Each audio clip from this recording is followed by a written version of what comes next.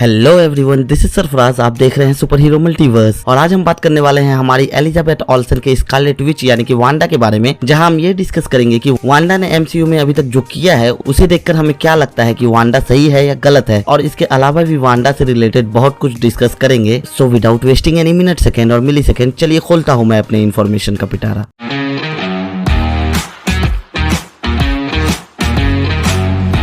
Wanda यानी कि Scarlet Witch के कैरेक्टर के बारे में जानने के लिए उसकी एमसीयू जर्नी को शॉर्ट में समझ लेते हैं। जैसा कि वांडा विजन शो में हमें पता चला था कि एक बॉम्ब ब्लास्ट में वांडा मैक्सिमॉफ की फैमिली में उसके पेरेंट्स की मौत हो जाती है, जिसके बाद वांडा और उसका भाई पेट्रो मैक्सिमॉफ ही उस ब्लास्ट को सर्वाइव कर पाए थे। फिर जब वो लोग बड़े होते हैं तो उन पर एक्सपेरिमेंट किया जाता है, जिस कारण वांडा और पेट्रो मैक्सिमॉफ को सुपर पावर्स मिल गई थी, जो कि कॉमिक्स से बिल्कुल डिफरेंट था, क्योंकि कॉमिक्स में वो दोनों म्यूटेंट्स थे और आपको नहीं पता है तो मैं आपको बता दूं, कॉमिक्स में वो दोनों मैग्नेटो के बच्चे होते हैं, लेकिन एमसीयू में उनकी सुपर पावर्स उन पर एक्सपेरिमेंट करके दिखाया गया है। तो फिर आप ही सोच लो कि किसी जिंदा इंसान के ऊपर एक्सपेरिमेंट हो तो वो किस ट्रॉमा से गुजरा होगा। फिर एज ऑफ अल्ट्रॉन के इवेंट में उसके भाई की डेथ हो गई थी, लेकिन वांडा की कैरेक्टर पूरी तरह से तब ब्रेक हुई थी जब एवेंजर्स इन्फिनिटी वॉर में थैनोस ने विजन को मार दिया था माइंड स्टोन लेने के लिए, और विजन को खोने के बाद वो बिल्कुल अकेली पड़ गई थी, जिसके बाद ही हमें वांडा विजन शो का इवेंट देखने को मिला था, जहां वो कुछ टाइम के लिए खुश हुई थी क्योंकि उसने अपने मैजिक की मदद से एक हेक्सागोन बनाया था, जहां उसने विजन को और अपने बच्चे को क्रिएट किया था और एक पूरे सिटी को एक तरह से हिप्नोटाइज कर लिया था। बट शो के एंड में आपको पता ही है क्या हुआ था कि उसे अपने हेक्सागोन वाले स्पेल को भी हटाना पड़ा, जिस वजह से शो के एंड में वांडा हमें अपसेट होते हुए भी दिखी थी, चाहे शो का हैप्पी एंडिंग ही क्यों ना हुआ हो। फिर हमें शो के एंड में पता चलता है कि वांडा के हाथ डार्क होल्ड बुक लग गया है, जो उस बुक को अपने बच्चों को वापस लाने के लिए यूज कर रही थी। अब आ जाते हैं वांडा के doctor strange in the multiverse of madness event पर,